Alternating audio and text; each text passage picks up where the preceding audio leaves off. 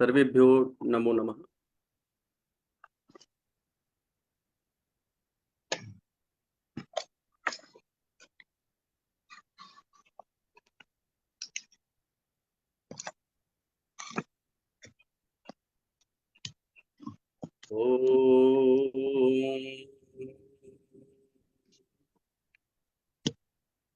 कालाभ्राभां कटाक्षैररिकुलभयदां मौलिबद्धेन्दुरेखां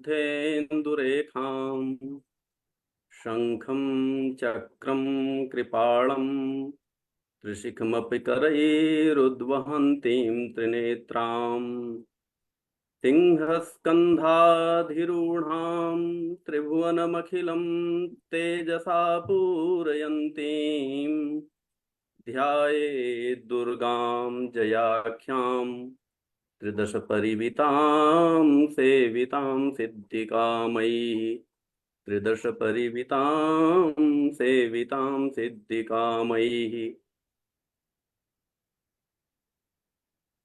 आभासि पटले समुपस्थितेभ्यः भवद्भ्यः सर्वेभ्यः आदौ प्रणम्य अद्य चैत्र शुक्ल प्रतिपदा अस्माकं भारतीयानां नूतनः वर्षः। अस्य वर्षस्य भवद्भ्यः सर्वेभ्यः भूयस्यः शुभकामनाः मंगलकामनाः। अत्र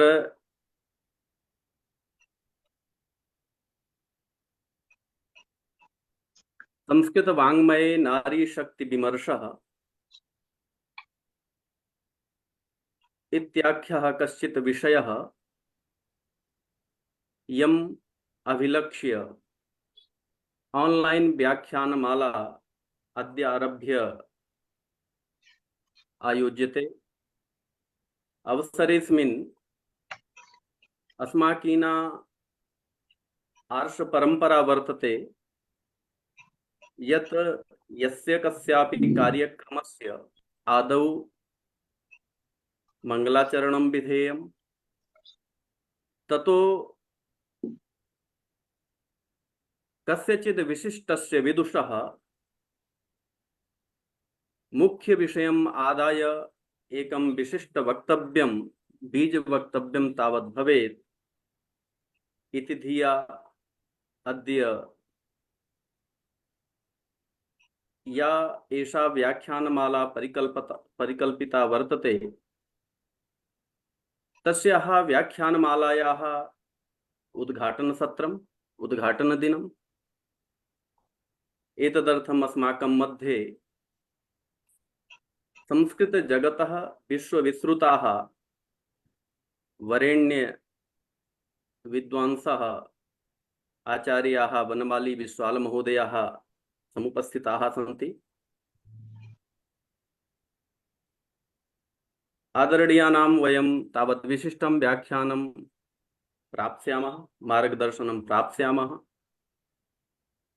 तत्रादौ मंगलाचरणं प्रस्तोतुम् अस्माकं संयोजन समितेः वरिष्ठाः मित्रमणयः राजकीय मऊ जनपदस्य राजकीय महाविद्यालये संस्कृत विभागाध्यक्षाः डॉक्टर अवनीन्द्र कुमार पांडे महोदयाः वर्तन्ते। मंगलाचरणाय ते निवेद्यन्ते। धन्यवादः।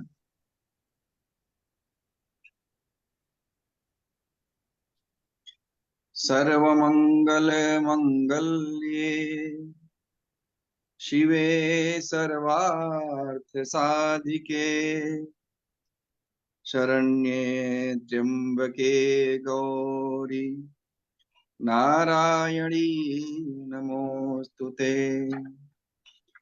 जयंती मंगला काली भद्रकाली कपालिनी दुर्गा क्षमा शिवा धात्री स्वाहा स्वधा नमोस्तुते। सर्वस्वरूपे सर्वेशे सर्वशक्ति समन्विते भयेभ्यस्त्राहि नो देवी दुर्गे देवी नमोस्तुते। मुखे ते ताम्बूलम् नयनयुगले कज्जलकला ललाटे काश्मीरम् विलसति गले मौक्तिकलता स्फुरत् काञ्ची शाटी पृथुकटितटे हाटकमयी भजामि त्वां गौरीं नगपति किशोरीमविरतम् भजामि त्वां गौरीं नगपति किशोरीमविरतम् भजामि त्वां गौरीं नगपति किशोरीमविरतम्। धन्यवाद चंद्रकांत महोदय।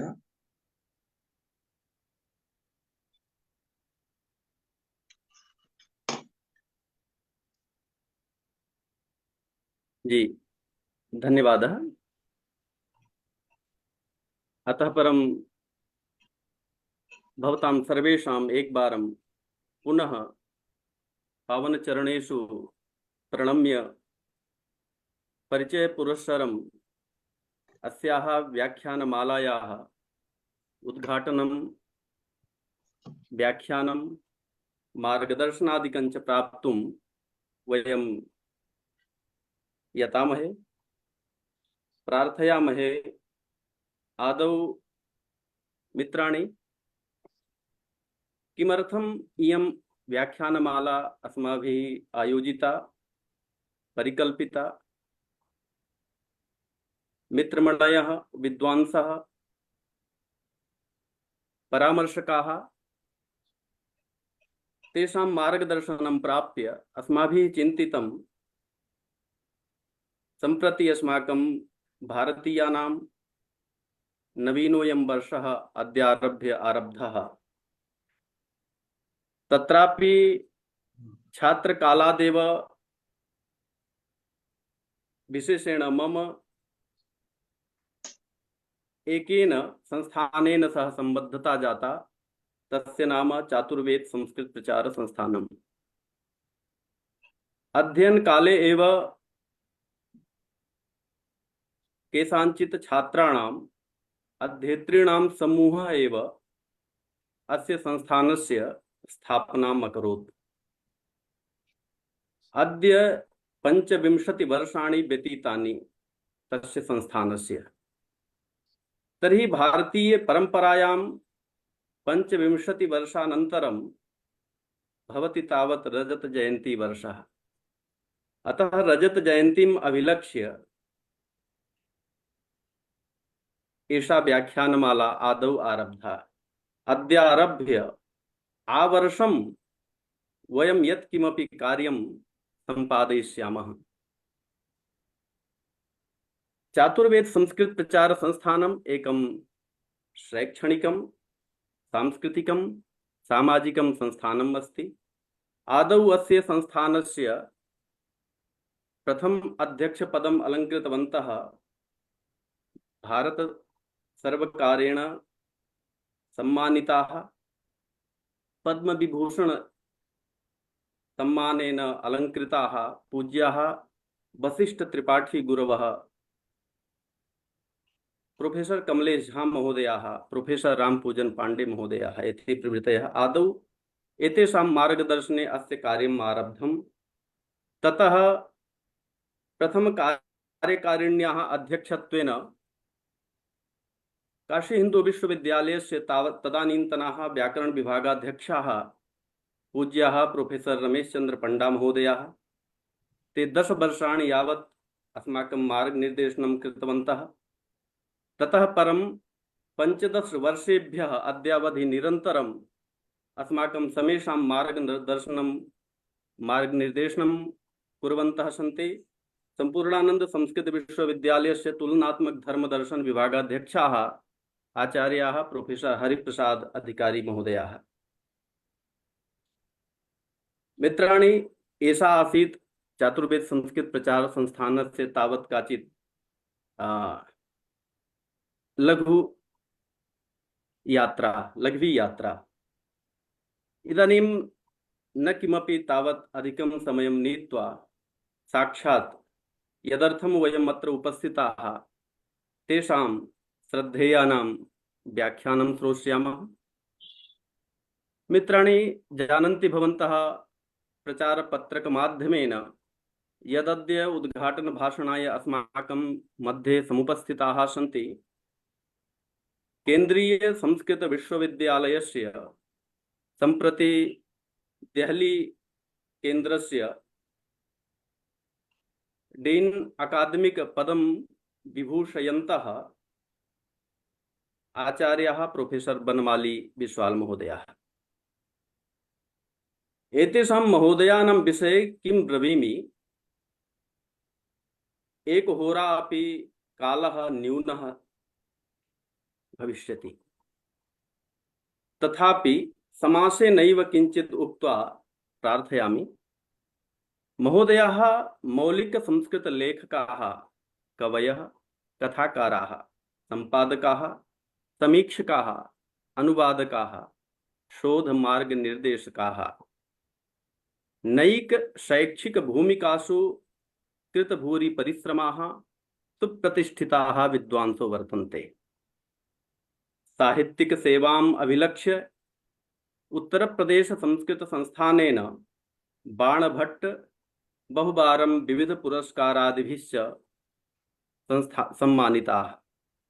पुनश्च दिल्ली संस्कृत अकादम्यापि पंडित राज जगन्नाथ, गिरधारी लाल गद्य रचना अखिल भारतीय गद्य रचना पुरस्कारः, अखिल भारतीय मौलिक रचना पुरस्कारः, हिंदी साहित्य सम्मेलन प्रयागराज द्वारा महामहोपाध्याय सम्मानः, एवमेव देशस्य विदेशस्य नैक संस्थाभिः 30 अधिक पुरस्काराः सम्मानाश्च महोदयाः विभूषिताः विविधैः सम्मानैः। इदानीम् एतेषां महोदयानां संस्कृतम्, आङ्ग्लम्, उत्कलम् एतासु 3 भाषासु अप्रतिहतगतयः वर्तन्ते। एतासु भाषासु कविकर्म निपुणाः, कथाकाराः, नाट्यकाराः वर्तन्ते। भारतवर्षस्य विविध क्षेत्रेषु एतेषां केन्द्रीय संस्कृत विश्वविद्यालयस्य विविध परिसरेषु सेवा जाता अस्ति, जायमाना वर्तते। एतेषां साहित्य यात्रायां काव्यतत्व समन्विति, हस्तलेख शास्त्रम, भारतीय दर्शन कारिका प्रभृति शताधिक ग्रंथानां मणिमाला वर्तते। एतेषां 70+100 तावत्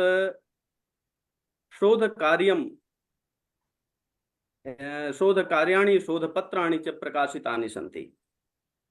70 पुस्तक समीक्षाः, 20 पुस्तकेषु पुरोवाक्, आमुख, भूमिका लेखनादिकं जातमस्ति। 200 राष्ट्रीय अंतरराष्ट्रीय शोध संगोष्ठीषु विभिन्नेषु पदेषु एते संलङ्कृताः सन्ति। एवमेव एतेषां निर्देशने 50 छात्राः शोधोपाधिं प्राप्तवन्तः सन्ति। एतेषां सर्जनात्मक कृतिषु 10 छात्राः शोधकार्यम् अपि कृतवन्तः। एतादृशं यद् महनीयं विशिष्टं च व्यक्तित्वं वर्तते, तदस्माकं पुरतः अस्ति इदानीम्। अतः तथा भूताः सम्मान्याः गुरुकल्पाः विश्वालमहोदयाः सादरं प्रार्थ्यन्ते। संस्कृतवाङ्मये नारीशक्तिविमर्शः इत्याख्यं विषयम् अस्माकं प्रस्तोतुं मान्याः आचार्य बनमाली विश्वालमहोदयाः। प्रणामः गुरुः। नमः सर्वेभ्यः। ध्वनिः श्रूयते सम्यक्? आम्। नारीशक्तिं मुदा वन्दे दैवीं तथा च मानवीं जगदीदं जया शक्त्या शक्तिमदस्ति सर्वथा। नमोऽस्तु नवदुर्गाभ्यः चैत्रेऽस्मिन् नवरात्रके नवदेव्यः प्रकुर्वन्तु नववर्षे च मङ्गलम्। सिद्ध्यतु नववर्षोऽयं नारीशक्तिविवर्धकः। नारीशक्तिव राष्ट्रस्य प्रगतिः सर्वपक्षतः। चर्चास्ति नारीशक्तेश्च पूर्णे संस्कृतवाङ्मये, चर्चा वैदिकसाहित्ये पौराणिके च लौकिके। चर्चा रामायणेऽप्यस्ति जानक्याश्च प्रसङ्गतः, द्रौपद्याश्च प्रसङ्गेऽपि महाभारतपर्वसु। कालिदासीय साहित्ये काव्यान्तरेषु केषुचित् तथ्यानि चोपलभ्यन्ते नारीशक्ति प्रसङ्गतः। अस्मिन् भारतीय नवसंवत्सरावसरे पवित्रस्य चैत्रनवरात्रस्य प्रथमे दिवसे संस्कृतवाङ्मये नारीशक्तिविमर्शः इति विषयम् अधिकृत्य स्वकीय रजतजयन्तिवर्षमभिलक्ष्य काशीस्थेन चातुर्वेद संस्कृत प्रचार संस्थानेन समायोजितायाः वर्चुअल व्याख्यानमालायाः आभासीय व्याख्यानमालायाः उद्घाटन सत्रे तत्र भवतां समेषां हार्दिकं स्वागतम् अभिनन्दनं च करोमि। एतदवसरे आयोजकांश्च धन्यतावचांसि वितरामि। यथा मान्याः राष्ट्रीयाध्यक्षाः आचार्याः हरिप्रसाद अधिकारिणः, संयोजकाः डॉक्टर चंद्रकांत दत्त शुक्ल महोदयाः, सर्वे च आमन्त्रिताः वक्तारः ये च मम पूर्वपरिचिताः सन्ति। नारीशक्तेः प्रतिनिधिस्वरूपाः वक्तृभूमिकासु श्रोतृभूमिकासु च समुपस्थिताः विदुष्यः। वयं सम्पूर्णस्य संस्कृतसाहित्यस्य अवेक्षणम्, आकलनं, मूल्यांकनं च कुर्मश्चेत् तर्हि सर्वत्र स्त्रीणां गौरवपूर्णं स्वरूपं द्रष्टुं शक्यते। विशिष्य वैदिकसाहित्ये, संहितासु, ब्राह्मणग्रन्थेषु, आरण्यग्रन्थेषु, महनीये च उपनिषत् साहित्ये, पारंपरिके पौराणिके साहित्ये, पुराणेषु उपपुराणेषु, लोकप्रिय लौकिके साहित्ये प्राचीने तथा आधुनिके, तथा काव्य, महाकाव्य, कथा, उपन्यास, नाट्य आदिषु गौरवमयी नारी प्रशस्तिः तथा नारीशक्ति प्रशंसा च दरीदृश्यते। एवं वस्तुतः संपूर्णे संस्कृतवाङ्मये नारीणां किमपि प्रतिष्ठितं स्वरूपं दृग्गोचरी भवति, येन नारी प्रशस्तिः गौरवान्विता वर्तते। ऋग्वैदिककालिके भारते नारीणां कृते विशेषाधिकारः प्राप्तः आसीत्। ऋग्वेदे पतिप्रियया पत्न्या ईश्वरस्य तुलना कृता वर्तते। अतः संहितासु स्त्री एव गृहमिति उच्यते, यथा अनाबाद्य पतिजुष्टेव नारी इत्यादि ऋग्वेदे। न केवलं वेदाध्ययने अपितु यज्ञे अपि नारी ब्रह्मापदम् अलङ्करोति इति प्रमाणं ऋग्वेदे समुपलभ्यते। ऋग्वैदिक भारते स्त्रीणां गृहे विशेषाधिकाराः आसन्। अतः संहितासु स्त्री गृहेति उच्यते। अथर्ववेद मतानुसारं परिवार एव न, किन्तु समाजे नारी साम्राज्ञी पदस्य अधिकारिणी भवति। समाजे परिवारे च नारी साम्राज्ञी पदम् अधिगच्छति इति वर्णनं तत्र द्रष्टुं शक्यते। साम्राज्ञी श्वशुरे भव, साम्राज्ञी श्वश्रुवां भव, ननन्दरी साम्राज्ञी भव, साम्राज्ञी अधिदेवृषु इत्यादि वचनं तत्र उपलभ्यते। तत्रैव उच्यते यत् समेषु याज्ञिककार्येषु पत्न्याः उपस्थितिः आवश्यकी वर्तते। अजज्ञो वा एषः यो अपत्निकः एवं वचनं तत्र अस्ति। अथर्ववेदे स्त्रीणां शूरता विषये चर्चा वर्तते। स्त्रियः अजेयाः अदृश्याश्च आसन् इति तत्र कथ्यते। यथा इन्द्राण्याः स्वरूपं तत्र एवं वर्णितमस्ति। इन्द्राण्ये तु प्रथमा अजिता अमुषिता पुरः इति। अथर्ववेदे स्त्रीणां पुनर्विवाहस्य विधवा विवाहस्यापि चर्चा दृश्यते। पुनर्विवाहिता स्त्री पुनर्भूरिति कथ्यते। समालोको भवति पुनर्भुवपिरः पतिः एवं तत्र वचनं वर्तते। ब्राह्मणग्रन्थेषु यथा शतपथब्राह्मणे पतिः स्त्रीणां प्रतिष्ठारूपेण वर्णितः। पत्यो ह्येव स्त्रियै प्रतिष्ठा एवं।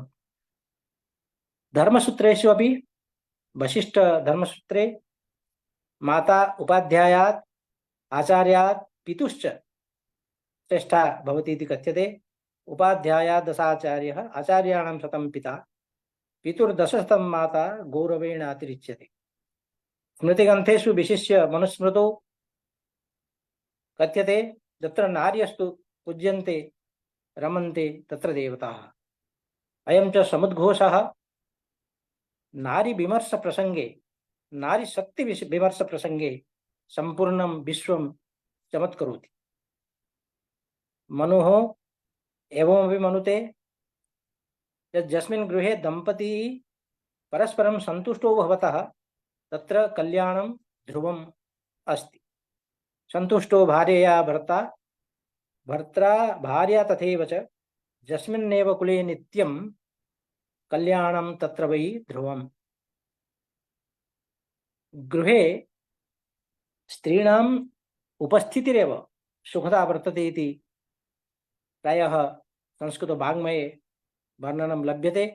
तद्यथा मनुना प्रोक्तं भोजनसमये स्त्रीणां दर्शनमात्रेण खाद्यस्य स्वादु द्विगुणितं भवति, तथा तासां परिवेषणेन च स्वादु चतुर्गुणं जायते। सहभोजनेन स्वादु अष्टगुणमिति मन्यते। दर्शने द्विगुणं स्वादु, परिवेशे चतुर्गुणं, सहभोजे चाष्टगुणम् इत्येतन् मनुरब्रवीत्। उपनिषत् साहित्ये तैत्तिरीय उपनिषदि पितृदेवो भव इत्यतः पूर्वं मातृदेवो भव इति कथ्यते। एतेन नारी प्राधान्यम् अवगम्यते। भगवतः सर्वव्यापकतां व्यक्तीकर्तुं श्वेताश्वतर उपनिषदि ईश्वरः सर्ववाणीषु सक्रियः वर्त्यते इति वर्णनं तत्र वर्तते। तत्र च सर्वप्रथमं स्त्रीणां नामरूपाणि स्मर्यन्ते। त्वं स्त्री, त्वं पुमानसि, त्वं कुमार उत वा कुमारी, त्वं जीर्णोदण्डेन वञ्चसि एवं तत्र वर्तते। उपनिषत्सु विदुषीणां नारीणां चर्चा वरिवर्तते। बृहदारण्यकोपनिषदि विदुषी गार्गी याज्ञवल्क्याय ब्रह्मविषयकं प्रश्नं करोति। याज्ञवल्क्यस्य पत्नी मैत्रेयी अपि उत्तमा विदुषी आसीत्, या मुक्तिविषयके ज्ञाने रुचिमती दृश्यते। ऋग्वेदस्य केषुचित् सूक्तेषु ऋषिकाणां वर्णनं लभ्यते। ऋग्वेदस्य मन्त्राः नोच्यन्ते, केवलं नामानि मया उच्चार्यन्ते। कक्ष्यावती, घोषा, लोपामुद्रा, अपाला, सूर्या, इंद्राणी, शची, सर्पराज्ञी, विश्ववरा च। एवमेव बृहदारण्यकोपनिषदि ऋषिकाणां नामानि इत्थमुल्लिख्यन्ते।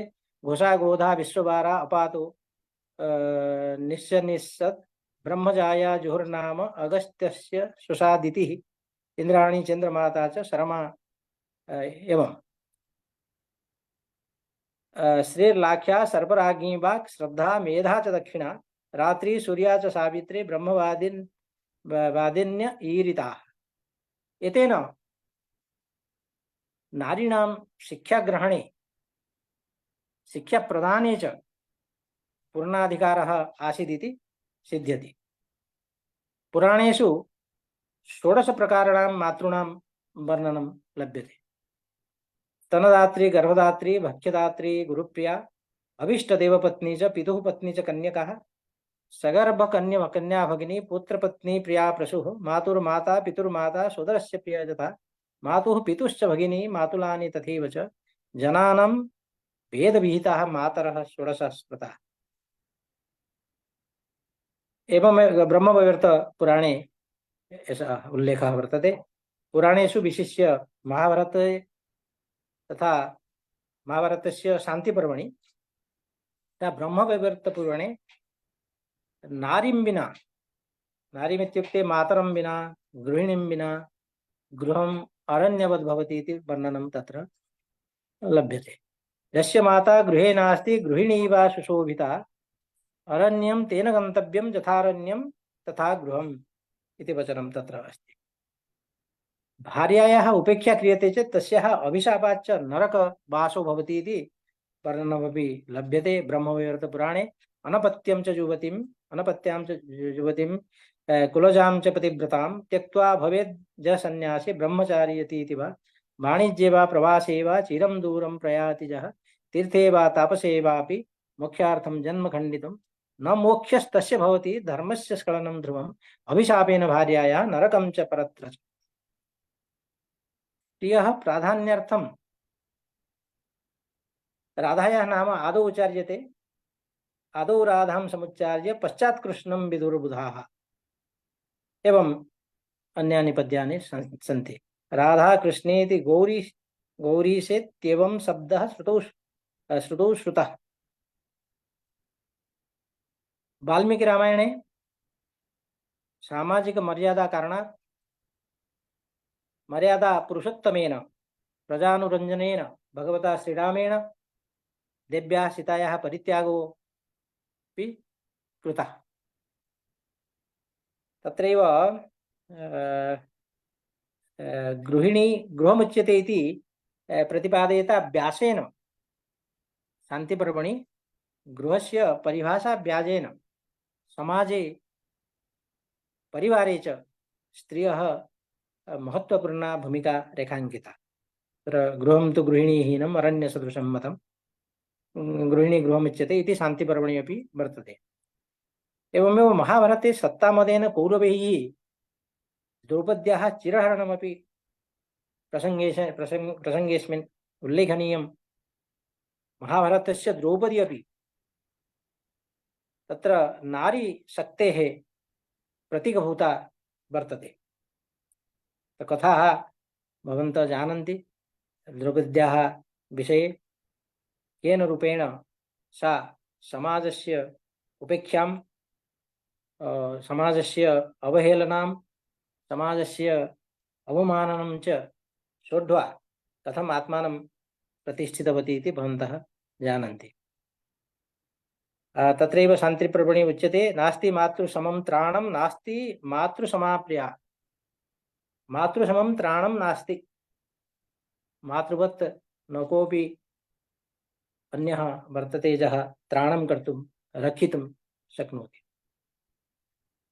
तत्र एवमपि उक्तं वर्तते यत् माता पितुरपि श्रेष्ठः गुरुः मन्यते, नास्ति मातृसमाच्छाया, नास्ति मातृसमागतिः, नास्ति मातृसमो गुरुः इति महाभारते शान्तिपर्वणि। तत्रैव पति पत्नी पत्युः सर्वोत्कृष्टः बन्धुः वर्तते इति तत्र प्रमाणं लभ्यते। नास्ति भार्यासमो वन्दे नास्ति भार्यासमागतिः नास्ति भार्यासमो लोके सहायो धर्मसंग्रहे। एवं नारी विमर्श संदर्भे न केवलं पुराणेषु रामायण महाभारतादिषु किन्तु लौकिक साहित्येपि नैकानि उदात्तानि उदाहरणानि द्रष्टुं शक्यन्ते। यथा कालिदासस्यापि विचारधारा अत्यन्तं प्रगतिशीला दृश्यते। तस्याः कालिदासस्य नारी बाला षोडशी पत्नी माता आराध्या तथा विश्व कल्याणकारिणी च वर्तते। कालिदासस्य नायिका मनसा वाचा कर्मणा पत्यै प्रियतमाय च समर्पिताः सन्ति। तेन कालिदासेन एकस्याएव गृहिण्याः नानारूपाणि उद्भावयता क्वचित् गृहिणी सचिवः सखीमिथः प्रियशिष्या ललिता कलाविदौ यथा रघुवंशे। एवमेव रघुवंशे अन्यत्र सीता एतदेव उक्त्वा धरित्र्यां समाहिता भवति। वाङ्मनः कर्मभिः पत्युः व्यभिचारो यथा न मे तथा विश्वम्भरे देवी मामन्तर्धातुमर्हसि। तथैव अभिज्ञानशाकुन्तले शकुन्तला अपि दुष्यन्तेन लाञ्छिता सती कथयति भगवती वसुधे देहि मे विवरम्। तो यदा नारी विमर्शः अस्माभिः क्रियते केवलं नारी शक्तेः प्रसङ्गाः न भवन्ति। नारीणाम् उपेक्षा यत्र अभवत् नारीभिः यत्र अन्यायः अभवत् तद्विषयेपि प्रसङ्गतः क्वचित् चर्चा आयास्यत्येव। रघुवंशस्य अजः इन्दुमतीं गृहिणी सचिव सखीमितः यथा मया पूर्वम् उक्तम् एवं संबोधयति। तत्रैव अभिज्ञानशाकुन्तले क्वचित् स्त्रीणाम् अशिक्षितपटुत्वम् इति वचनेन नारीशक्तिः उद्भाविता वर्तते। प्रत्युत्पन्नमतिः स्त्रीणाम् इत्यपि वचनम् अभिज्ञानशाकुन्तले लभ्यते। क्वचिच्च मालविकाग्निमित्रे निसर्गनिपुणाः स्त्रियः इति वचनम्। एतैः वचनैः वस्तुतः नारी वर्गस्य प्रशस्तिगानं कृतं वर्तते कविभिः। एतेन कालिदासस्य नारीदृष्टिः स्पष्टं संकेतिता वर्तते। भवभूतिः अपि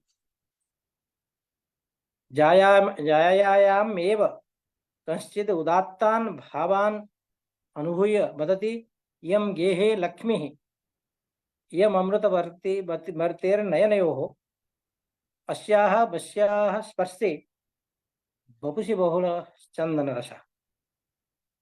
एवमेव सूफी कवीनाम् उमर खय्यमादीनां साकी इत्याख्या प्रियतमा ईश्वररूपा वर्तते इत्यपि वक्तुं शक्यते। एतत् चिन्तनानुसारं नारी काचित् क्वचित् भोगसाम्यरूपेण वर्णिता क्वचित् ततः भिन्नं किमपि उदात्तं स्वरूपं नारीणां वर्णितमस्ति। एवमेव उत्थान विकासाभ्यां सह पतनं तथा शोषणं न केवलं भारतीय संस्कृतौ किन्तु वैश्विक संस्कृतौ द्रष्टुं शक्यते। परन्तु एतां सामाजिकीं दुस्थितिं दूरीकर्तुं समये समये सामाजिक सांस्कृतिक धार्मिक राजनैतिकादि विभिन्न स्तरेषु आन्दोलनमपि जातं।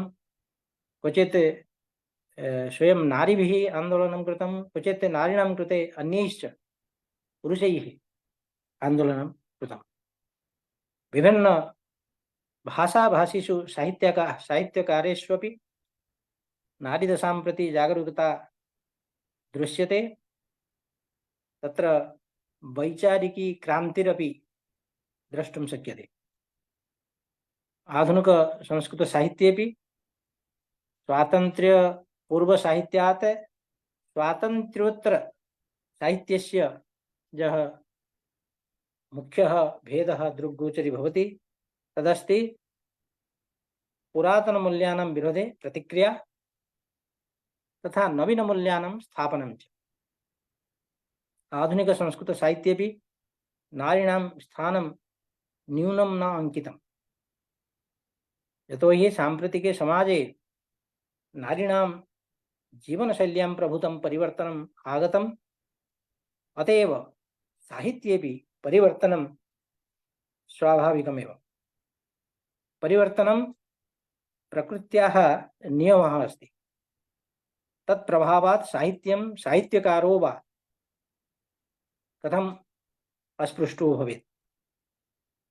प्राचीन संस्कृत साहित्ये सर्वत्र नारीणाम् आदर्शात्मिकाः प्रवृत्तिः दृश्यते, किन्तु आधुनिक संस्कृत साहित्ये कविः आदर्शस्य संस्थापनं द्वन्द्वात्मके परिप्रेक्ष्ये करोति। समकालिक साहित्ये नारीणां विभिन्न समस्याः तथा सामाजिक भेदभावः, यौन उत्पीडनं, यौन हिंसा, गृहहिंसा, लैंगिकी असमानता इत्याद्युपरि बलं दीयते। तदधिकृत्य काव्यानि लिख्यन्ते। अद्यतनीया नारी पुरुषाणामिव शिक्षिता सुसंस्कृता च वर्तते। जीवनवृत्ते सचेष्टा सा कुत्रापि गन्तुम् आगन्तुं च स्वतन्त्रा अस्ति। काव्येपि तत् परिवर्तित स्वरूपस्य चित्रणम् आवश्यकम्। तच्च परिवर्तितं स्वरूपं पक्षे यत्र पुरातन परम्पराभिः पूर्णरूपेण बन्धुं न शक्यते, तथैव अपरतः तत्सर्वथा बन्धनरहितमपि कर्तुं न शक्यते। आधुनिक संस्कृत साहित्ये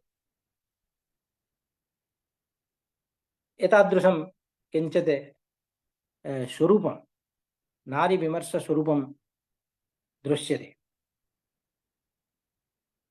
सिमोन आधुनिक नारीवादस्य प्रतिष्ठाता मन्यते। एवं यदि फेमिनिज्म विषये पाश्चात्यैः या चर्चा क्रियते तत्र सिमोन आधुनिक नारीवादस्य प्रतिष्ठाता इति मन्यते। दि सेकेंड सेक्स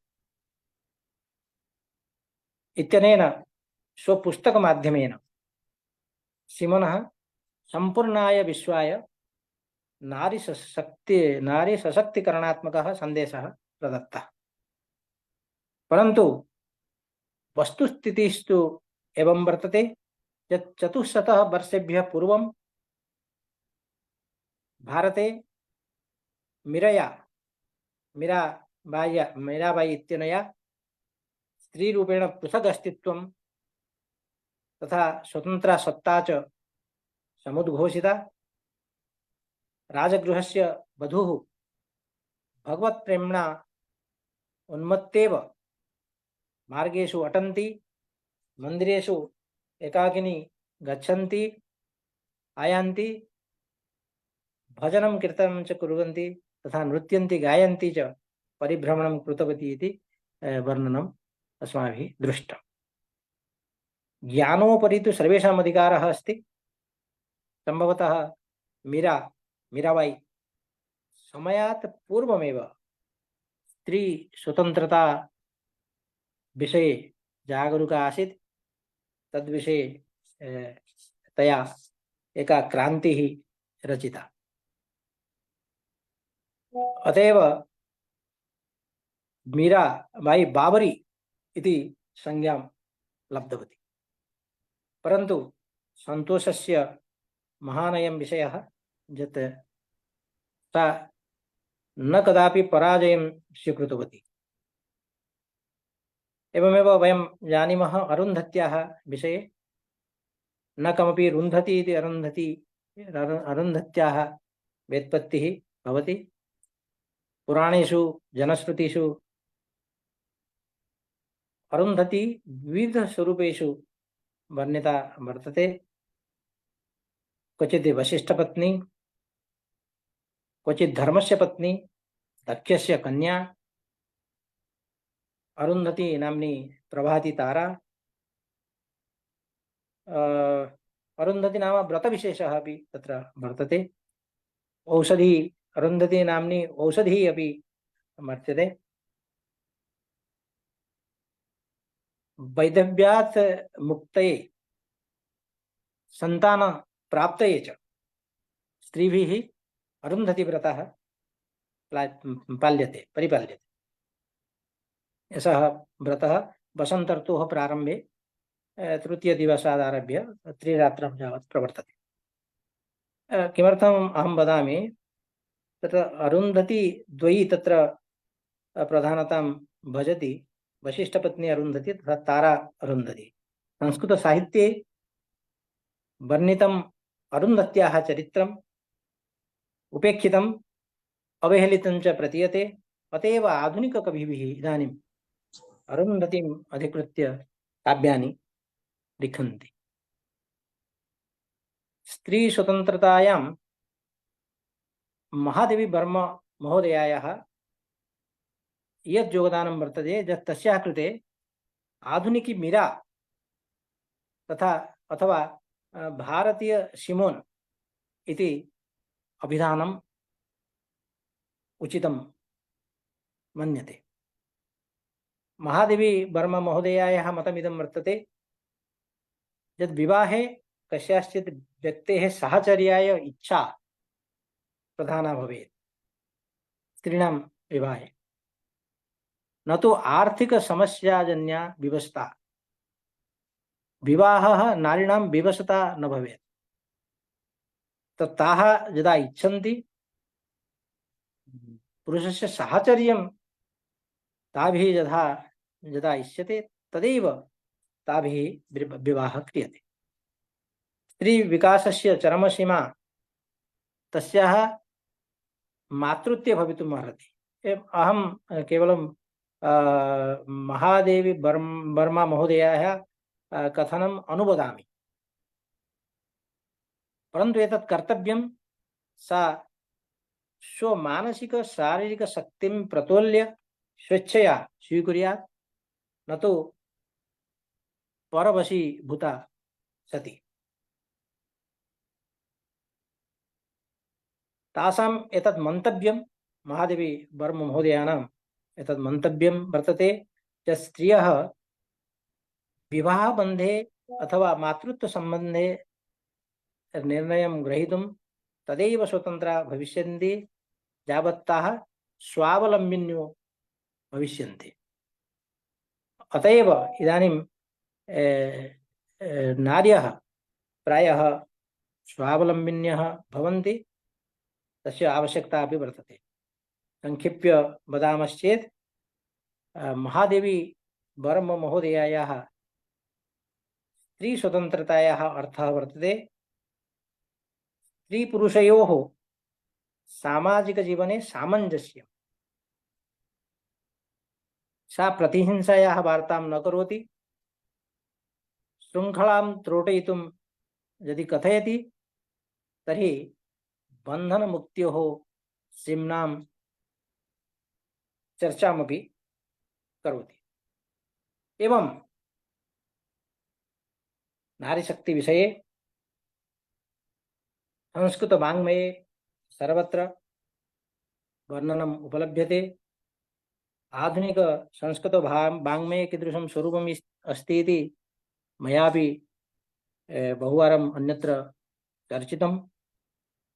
अत्र अस्मिन्नेव विषये अन्यानि व्याख्यानानि सन्ति। मन्ये श्वः डॉक्टर मंजुलता शर्मा महोदयाः व्याख्यानं तत्र वर्तते। अत एव पुनः इष्टपेषणं भविष्यति, पुनरुक्तिश्च भविष्यति इति मन्यमानः। अहम् आधुनिकसंस्कृतसाहित्यस्य उदाहरणानि न प्रयच्छामि, केवलं संकेतमात्रेण मया अत्र चर्चा विहिता। एवमपि वैदिकसाहित्ये उपनिषत् साहित्ये पौराणिक साहित्ये नारीशक्ति विमर्शः कथं वर्तते इति अन्येपि वक्तारः स्वप्रभृति वदिष्यन्ति। अत्र अत्र उद्घाटनभाषणं वर्तते, अत्र विस्तारशः चर्चा न भवेत्, सङ्केतरूपेण किञ्चित् चर्चनीयम् आसीत्, मया तदेव दायित्वं निर्व्यूढम्। अतः अन्ते सर्वांश्च आयोजकान् अत्र मां ये आमन्त्रितवन्तः, मां स्मृतवन्तः, तेभ्यः सर्वेभ्यः स्वकीयं कार्तज्ञवचांसि विनिवेद्य विरमामि विस्तरात्। धन्यवादः।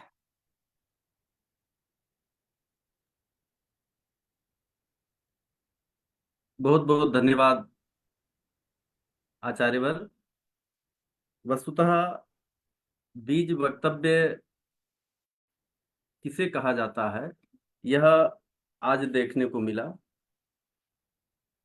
बहुधा सुनते हैं हम लोग, लेकिन किसी एक ही पक्ष को लेकर पूरी बात हो जाती है, कहीं कहीं कहीं अति विस्तार हो जाता है किसी एक पक्ष का। लेकिन समग्र विषय का सिंहावलोकन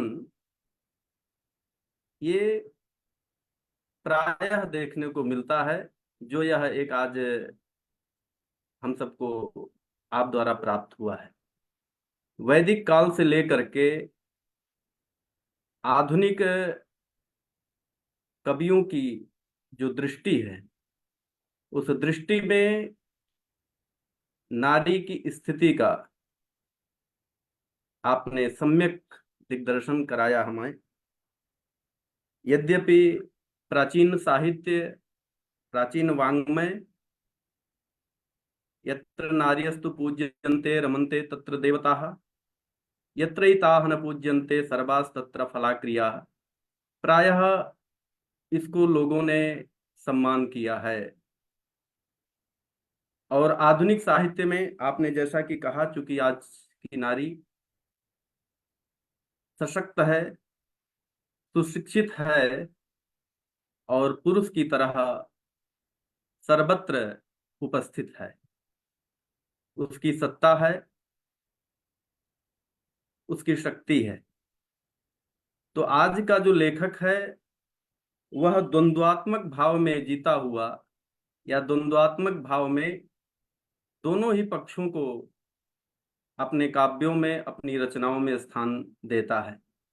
आप एक स्वयं आधुनिक कवियों में सिरमौर हैं, वरेण्य आचार्य हैं, शताधिक ग्रंथों की माला आपके यश का गान करती है, आपकी यशस्विता को का पहचान कराती है। तो ऐसे वरेण्य आचार्य को पा करके हम सब कृतकृत्य हैं। इसकी रूपरेखा बना रहे थे तो सोचे कि आरंभिक व्याख्यान किनका कराया जाए। कई आचार्यों का, विद्वानों का नाम हम लोग आपस में चर्चा किए, तो हमारे मित्र वर्य आचार्य डॉक्टर अविनेंद्र कुमार पांडे जी ने कहा, क्यों इतना अधिक विचार कर रहे हैं, बनमाली सर को बुलाइए और निवेदन करिए। जैसा आपने एक बार में ही हमारे अन्य सारी शंकाओं का समाधान करते हुए आपका नाम कहा और मैंने आपको फोन किया, आपने हमें सहर्ष अपना आशीर्वाद प्रदान किया। यह सौभाग्य बिरले को प्राप्त होता है। मैं धन्य हूँ इसके लिए और प्रणाम निवेदित करता हूँ आपको। आपकी बहुधा चर्चा हमारे उत्तर प्रदेश संस्कृत संस्थानम के आदरणीय प्रशासनिक अधिकारी महोदय जो अभी जुड़े हुए भी हैं, वो जाने कि आपका व्याख्यान हो रहा है तो कहे मैं जरूर जुड़ता हूँ। और श्रीमान जगदानंद झा जी, जिनके नेतृत्व में हुए कार्यक्रम में आपका दर्शन भी मुझे लखनऊ में हुआ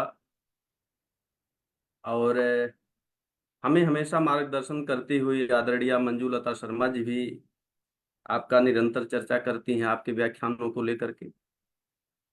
हमारे बीच में हमारे अभिभावक बिहार सरकार में विशेष सचिव रह चुके आदरणीय डॉक्टर उपेंद्र नाथ पांडे जी, गीता शुक्ला जी अभी जुड़ी हुई थी, डॉक्टर संध्या ठाकुर जी, डॉक्टर अर्चना श्रीवास्तवा जी, डॉक्टर प्रभात कुमार सिंह जी, वैष्णवी छवि जी, और पुनः एक विश्वास महोदय जुड़े हुए हैं। तो और लाइव इसका जो प्रसारण हो रहा है विश्व संस्कृत कुटुंबकम पर हो रहा है, वहाँ भी अन्य अन्य मित्रगण उपस्थित हैं, विद्वतगण उपस्थित हैं, जो उपस्थित होकर के इस व्याख्यान का आनंद ले रहे हैं। मैं चाहूंगा कि हम सभी अपने शोधार्थियों को, अपने मित्रों को इससे जोड़ें। जहां तक मुझे लगा, जैसा कि आज गुरु जी ने जो व्याख्यान दिया, यह एक शोध को व्यापक दृष्टि प्रदान करता है। जब बच्चे शोध करने के लिए आते हैं, उन्हें विषय क्या दिया जाए, मैं बैठे बैठे यही सोच रहा था। तो देखने को तो संस्कृत वाङ्मय में नारी विमर्श एक व्यापक भी है, लेकिन ऐसे लगा ठीक है, सामान्य बात है, ये कर देंगे। लेकिन इसमें इतने आयाम इसके आए आपके व्याख्यान में, जो हम आगे 9 दिनों में आपने यह दिग्दर्शन भी कराया कि इनका हम व्यापक विस्तार अगले 9 दिनों में पाएंगे यहाँ पर। और जो हमारे शोध छात्र या हम, तो हमारा ज्ञानवर्धन होगा, हमारे छात्रों और शोधार्थियों को एक नई दृष्टि प्राप्त होगी। तो मैं एक बार पुनः आप सभी को प्रणाम करते हुए औपचारिक धन्यवाद ज्ञापन हेतु मैं मित्रमणि डॉक्टर अवनींद्र कुमार पांडे जी से निवेदन करूंगा कि धन्यवाद ज्ञापन पूर्वक सत्र समापन की भी घोषणा करें। पांडे जी, धन्यवाद सर। स्वागत है। परम आदरणीय प्रोफेसर बनमाली विश्वाल सर के श्री चरणों में सादर प्रणाम। सर को सुनने की अभिलाषा हमेशा हम लोगों के हृदय में जागृत रहती है, और कई बार सर की कविताएं भी हम लोगों को आमुख पटल के माध्यम से पढ़ने को मिलती हैं। उदात्त चिंतन उसमें, और भाषा का एक सरस और सरल प्रवाह सर की कविताओं में हम लोगों को देखने का अवसर प्राप्त होता है। आपका जो बीज वक्तव्य था, वस्तुतः बीज वक्तव्य के रूप में हम लोगों के सम्मुख उपस्थित हुआ। आदिकाल से लेकर के, अर्थात आदिम ग्रंथ ऋग्वेद से लेकर के अथर्ववेद, पुराण, ब्राह्मण ग्रंथ और आधुनिक समय तक जो चिंतन प्राप्त होता है नारी विमर्श का, बड़ा ही व्यापक आपने स्वरूप हम लोगों के सम्मुख उपस्थापित किया। इसमें एक एक विषय ऐसे आपने हमको संकेत के रूप में दिए, जिन विषयों को अब लेकर के आगे का व्याख्यान हम लोग संपादित कर सकते हैं। तो आपके इस अत्यंत गूढ़ और मौलिक व्याख्यान को सुनकर के हृदय अत्यंत प्रफुल्लित है। मैं पुनः सर आपको एक बार आपके श्री चरणों में प्रणाम करता हुआ आपको हार्दिक आभार ज्ञापित करता हूँ, और आपके मार्ग निर्देशन की अपेक्षा रखता हूँ कि जब भी आवश्यकता होगी सर का मार्ग निर्देशन हम लोगों को प्राप्त होता रहेगा। साथ ही में उपेंद्र पांडे सर जो उपस्थित हैं यहाँ, उनको भी मैं प्रणाम करता हूँ। मंजुलता शर्मा मैम, आपको भी, और अन्य जो भी मित्रगण हैं, आप सभी को मैं इस जगत जननी मां अम्बा के इस पवित्र समय में आप सभी को सादर प्रणाम करता हुआ धन्यवाद ज्ञापित करता हूँ। धन्यवाद, नमस्कार। सर्वे भवन्तु सुखिनः, सर्वे सन्तु निरामया, सर्वे भद्राणि पश्यन्तु, मा कश्चित् दुःखभाग् भवेत्। ओम शांतिः शांतिः तो शांतिर्भवतु। पुनः एक बार हम सर्वेभ्यः भारतीय नववर्षस्य हार्दिक्यः शुभाशयाः, प्रणामाः, नमो नमः। अमरवाणी विजयताम्। विजयताम, विजयताम।